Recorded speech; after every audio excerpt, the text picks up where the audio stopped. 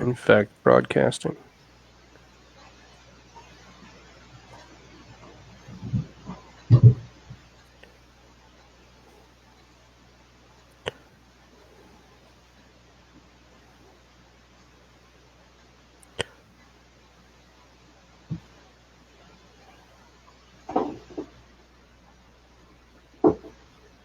Oh, all right.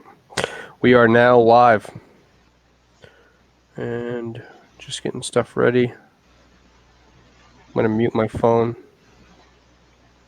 That way, if anyone has any questions, we'll know.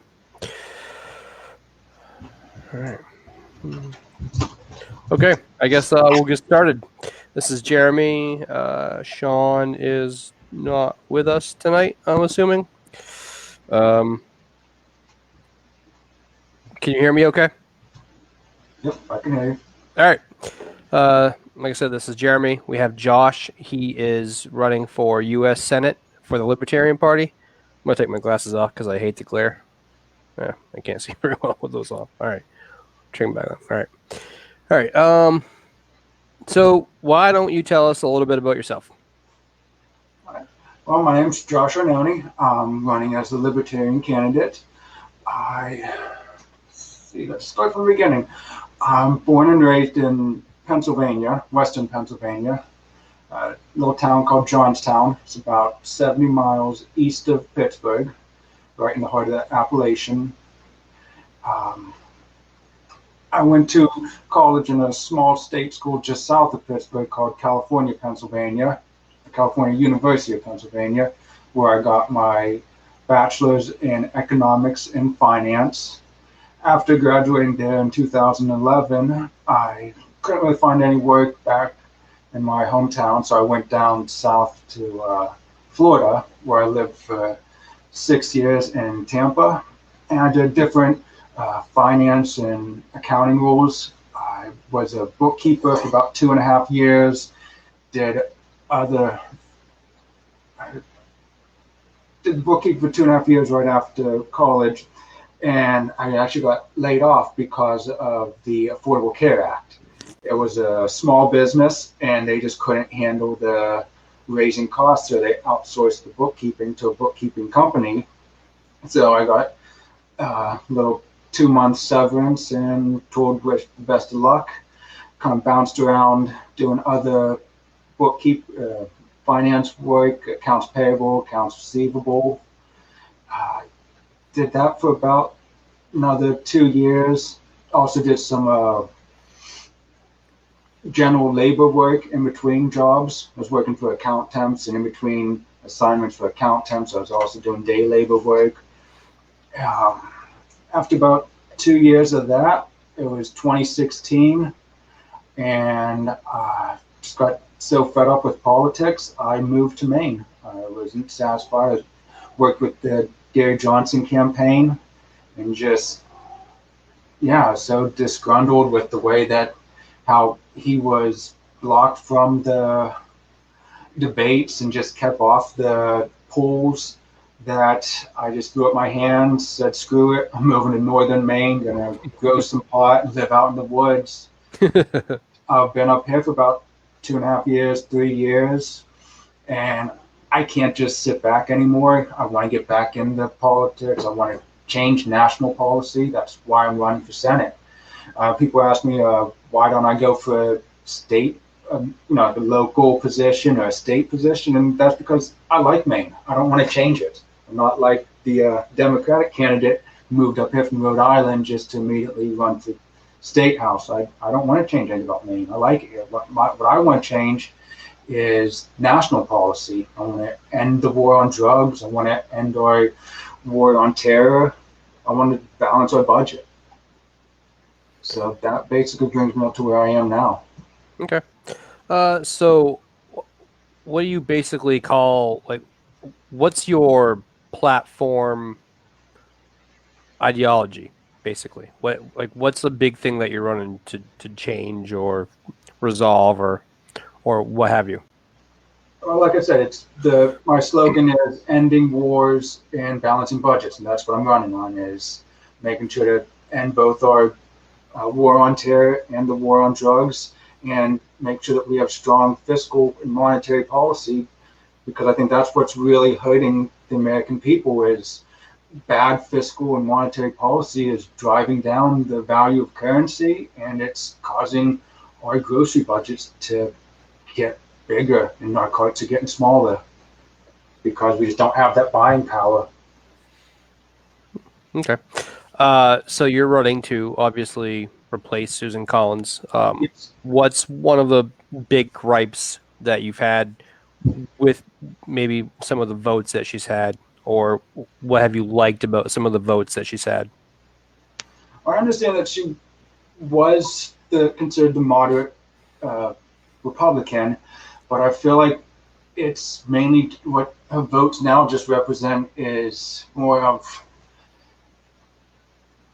she'll do stuff when she knows that the votes are there for the Republicans and that it'll look good for her, so she'll vote in a way that against it, but she knows that the Republicans have the votes.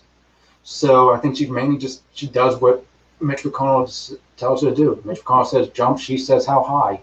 Okay. So as you know, it's you running Linda Wooten. I think that's how you pronounce her last name. Obviously Collins, and we don't know who's running as the Democrat yet because they haven't had the primary. But I'm going to assume it's going to be Sarah Gideon. That seems to be the way it is going. Yeah. That's what the establishment wants. Yeah. Well, yep. That's pretty much the way it is, and she's obviously. My assumption is going to be she's going to do whatever they want her to vote on, kind of like a rubber stamp, kind of like Mitch McConnell is for Trump. No different. The difference is obviously the Republicans have the Senate right now, so. So what sets you apart from some of your competition? Like where do you stand on? Let's take let's see here. Let's take foreign involvement. That's like the wars. Where do you stand in regards to that? Well, like I said, it's just ending all the wars, bringing the troops home, and rerouting the military budget for other domestic programs. And I stick with the slogan an old gentleman once said to me: "We need to change our sword. We need to change our swords into pitchforks." And I firmly agree with that. We need to end the foreign involvement. I think that it's made us less safe. That our troops overseas aren't making any Americans safer. It's just giving them easier targets. Yep. So as you know, the military is basically a really big jobs program. Yes. Especially with the military industrial complex. So if we bring all of those people overseas back home and stop all these foreign wars, and obviously there's going to be people like General Dynamics and Boeing that aren't going to need as much of a budget. What would we do in the case of all these people that would eventually end up losing their jobs? Infrastructure. We need to rebuild our bridges. They're crumbling, and we need to focus on fixing infrastructure, roads, bridges, rails, waterways, our locks and dams. They need to be rebuilt. That is where our defense needs to be. If we need to defend our infrastructure, because that's what is our businesses. It's costing our businesses millions of dollars, and that's where we need to be focusing our energy. All right. So I know one of the things that you talked about earlier was going to Maine and growing some pot. Obviously, you're pro legalization. How far pro legalization are you? How do you see? Obviously I'm a libertarian, so I'm against the war on drugs. Where do you stand on the war on drugs? I'm on the. I'm gonna be honest. I'm on the extreme end of it. That I believe in a full decriminalization of most, if not all, drugs.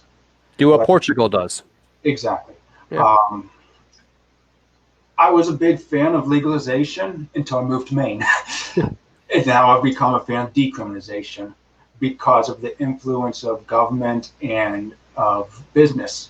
I mean, the people of Maine voted 3 years ago for legalization, and it's being held up by government because of special interests. So I just say it should be decriminalized and let people grow it and sell it and do as they want, as long as they're not selling to kids, as long as they're not doing it in a harmful manner. I mean, we need to be promoting a decriminalization. I think that's causing a problem with our prison system. We have too many people in prison just for having a substance, not because they've done something actually wrong, just having a substance. Non-violent drug offenses. Yes. Which, what do you think we should do for criminal justice reform? Oh, there's so much. Where do I even begin? Like I said, making sure that you're going at stopping the punishing people for a substance. I don't think that should be a crime. I think that we need to be focusing more on rehabilitation and getting people out of the system. I think mental health is another big issue, that we have too many people locked in cages because they have mental health issues, where they should be seeking that type of help and not just being punished. Okay. Yeah, I agree. I'm just going through some of your stuff here so I can. So one of your line items is balancing the budget. What do you think we should do about that? I think that we have to really focus. We have to go after the pork bill spending. I think that needs to be ended. I think the omnibus bill is an atrocious act of just that thick of a piece of legislation that they're just passing without really knowing what they're passing. Yep. I think that shouldn't stand. So what do you say in regards to for when people say, because it's going to inevitably happen, is you're a newcomer. I noticed that your cell phone number on your Facebook page isn't even a 207 area code. I need to update that, because I used a flip phone when I first moved up here, and then I wasn't really using it, so I went back to my 814 because that's my iPhone, and I'm getting Gotcha. that. So what do you say in regards to the naysayers that will crap on your experience in the state house or any kind of legislative experience? Well, as for being the out-of-stater, like I said earlier, I'm trying to run on national policy, not state policy, so I don't want to change the state. That's why I'm not focused on the state or local politics. And as for a lack of experience, I think that there's enough guidance in DC that can make sure that I don't screw up, that I'm not that worried about that part of it, that I have enough people holding my hands to do it, and government moves plenty slow enough that I think I could get away with not screwing up too badly. I kind of bill myself as almost I don't know if this is going to be good to say, but the Libertarian AOC. We're both 30 years old. We both have our econ degrees. She was a bartender. Yeah, she didn't have any experience either. No, I mean, hopefully I won't make the same not the same gaps. But I'm sure there's enough haters out there that they'll find something to pick on the board. I'm sure. Nazis have already pointed out some of my typos. Yeah, it happens. If typos are what you got to worry about, then I guess you're not doing that bad. People type fast. That's, who cares? That's not what I look for in a politician or someone that represents me, is if they can, spell without typing incorrect words. So what about, I see you also have education. So what would you do to change that? One thing that I'm leaning towards, I know it's a touchy subject, but I really do like the idea of school choice. I like the idea of moving real estate value away from education, and that letting people pick where they want their kids to go and to move into alternative education and just open up the competition. I think competition is good. Now, I do see that there is a lot of issue with it, and that with the charter schools, that there's some bugs that really do need to be worked out. But overall, I think that we need to have competition for education. I think competition is good. So anything that can improve competition with education. So earlier you said to change the property values. Do you mean property values wouldn't be tied to the local school Exactly. budget? Exactly. I think that having the fortune of going around, both living in Pennsylvania and then down in Florida and then finally up here, is I've seen with real estate, you can have these like a gorgeous older home in a not so great school district going for half the price of some ticky-tack little box over here, but this has a good school district. So this house is valued twice as much as a gorgeous old home. Right. And it's all just simply comes down to the school district. Yep. Instead of the actual value of the house, or the Right. value of the property. Yeah, as you know, or might or might not know, sometimes people shop and they look around for houses based on how the schools are. Oh, exactly. That's like one of the biggest driving points for a lot of home buyers is what's the school quality. Yeah. I got lucky. Oakland's a really good school district, so RSU 18. Okay. What would you do different or not different, I guess, for veteran affairs for the VA? Like I said about the whole ending the drug war is alternative education, alternative medicine for our veterans that are coming back with very with PTSD and depression and stuff of that nature. They're being prescribed these pharmaceuticals that are not, the side effect is suicide. So I think that opening them up to alternative medicines such as cannabis, lysergic acid, and psilocybin could be a positive effect, as well as I want to promote the American Legion. I think that having a social network of face-to-face interaction is one of the best ways to lower suicide. So promoting veterans' involvement in organizations such as the Legion or the VFWs, and even getting funding for that. Okay. Second Amendment. What do you have to say about it? I'm a libertarian. I'm all for it. I think that's one of my favorite things about this state is constitutional carry.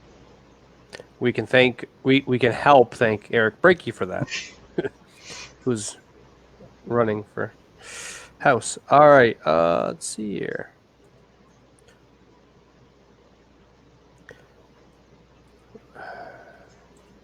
So this is like a couple of state issues, but what's your thought process on the whole number one issue?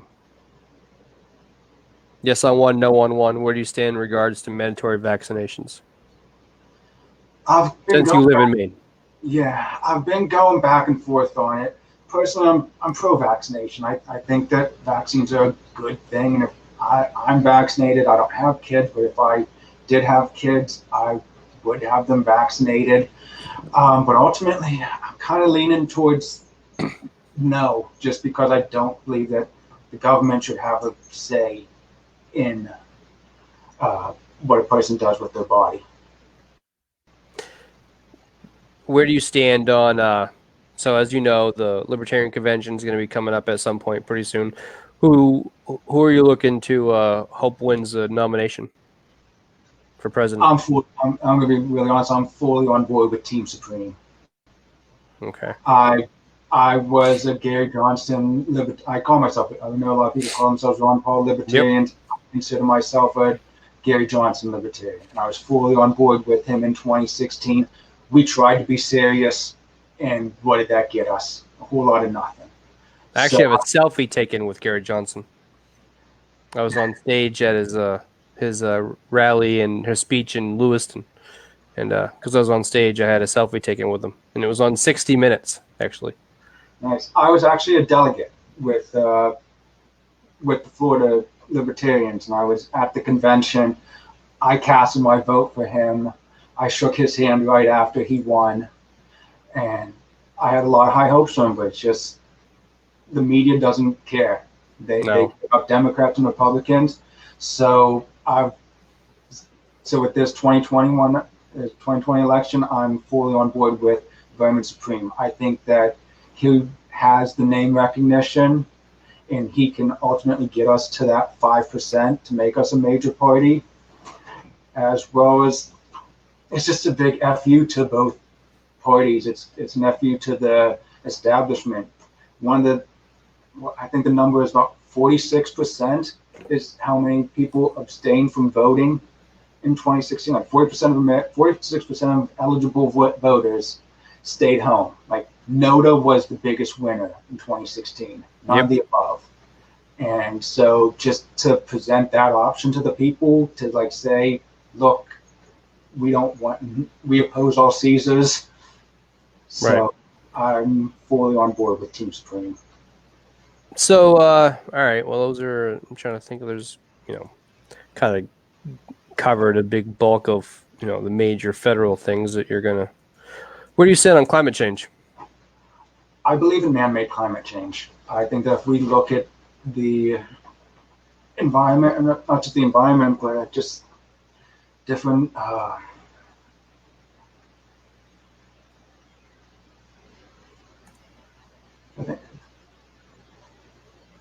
there's so many different, I don't know.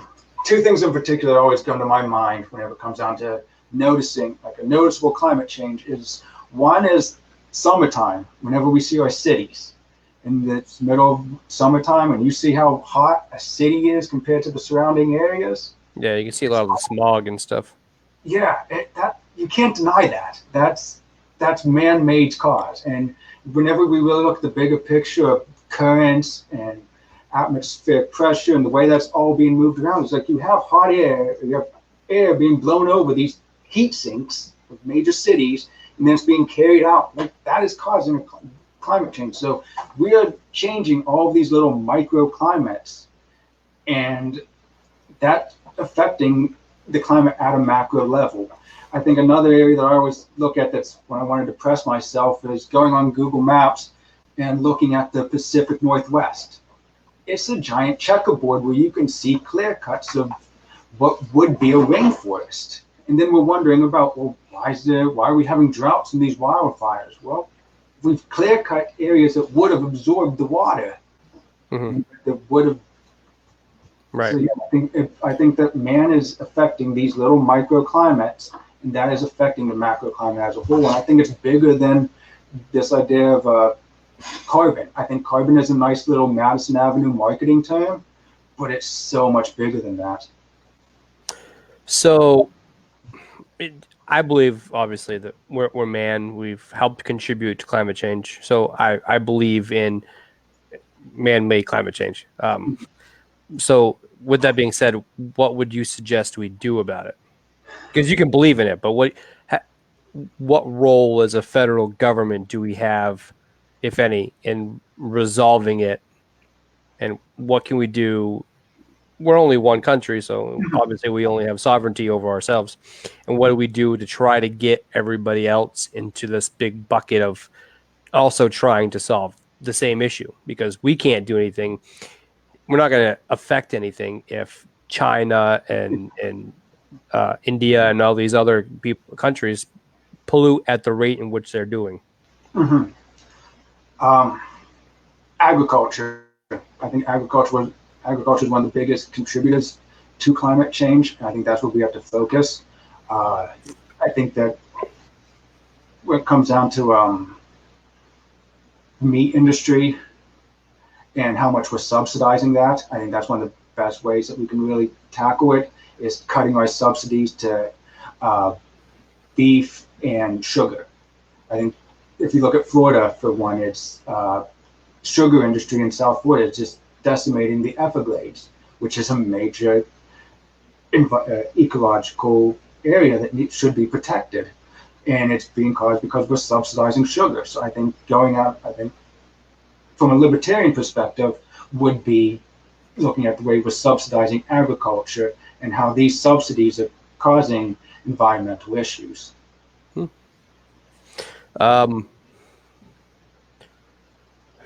So what do you think we should be doing with, obviously, as you know, everyone's been on this big kick about fossil fuels and making us, get rid of all our fossil fuels and no more oil and green energy. What do you think we should do with green energy and the big green energy industry to help push it? Or does it need a push? What role does the government play? Again, I think it just comes down to cutting subsidies and let the market decide. I think both. Just cut all subsidies. Cut all subsidies if we can on both how much we're subsidizing fossil fuels and chemicals, as well as the subsidies for the green energy, and just let them compete in a free market. Because I think even Elon Musk has said it. Like, he would be open to cutting subsidies as long as oil and coal also had their subsidies cut. Yep, they have huge amounts of subsidies. So.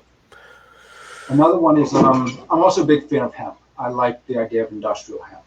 So pushing towards that, I think, would be a better environmental protection. Yeah, hempcrete is amazing. You can, be a complete concrete replacement with just hemp. Yeah, as well as paper. I'm a big fan of hemp for paper. I think we can reopen our mills. That's what the Constitution was written on. Yeah, exactly. So how do you find so far that your campaign trail has been? So far it's been a little slow for now, but I don't think I've been pushing as hard as what I need to. But like I said earlier, I'm really going to focus more coming up in the later months whenever the weather gets a little bit better and I can actually get out. Right now it's been a little too chilly, especially up this way. Yep. Where are you living at right now? Abbott. Okay. That's, for those who don't know, that's up towards Moosehead Lake. Yep. I met a lot of people and I say, "Oh, I'm Abbott," and they're like, "Where's that?" So that's up near Sangerville, right? Yep. Yep. Yeah, I travel a lot. I do IT for a living, so I'm all over Maine and New Hampshire. So where can people find you if they want to know more about your stances? Right now, just my Facebook page, Arnone for Senate, Josh Arnone for Senate, and then hopefully within the next couple of days we should have a website up, Arnone for Senate. All right, I'm going to link your page to that way if they have any questions. All right. All right, I guess we're good to go. I guess we're done. Oh, that's quick. Yeah. Well, we covered, the big major federal stuff, so. And if they, that's where they can find you. So if they have any more in-depth policy questions, then feel free to reach out to Josh. Thank you. Yeah, no problem. And I look forward to voting for you. Thank you. As another registered libertarian. I'm going to get those 4,000 signatures first. Yes. So do you have any, can people find you on Facebook to find out where you'll be to help you with signatures? Yeah. Just what do you need for on your, like what are you looking for help for your campaign? Just anybody who wants to step in and volunteer in any way that they can. Signature gatherers is a great one for now. Then hopefully once I get those 4,000 signatures, I can start getting door knockers and doing phone banking and that type of operation. Okay. Sounds good. And that's Josh. And if you have any questions, you can find him on Facebook. Thanks again for having me. All right. No problem. Thanks, Josh. Have a great day. You too.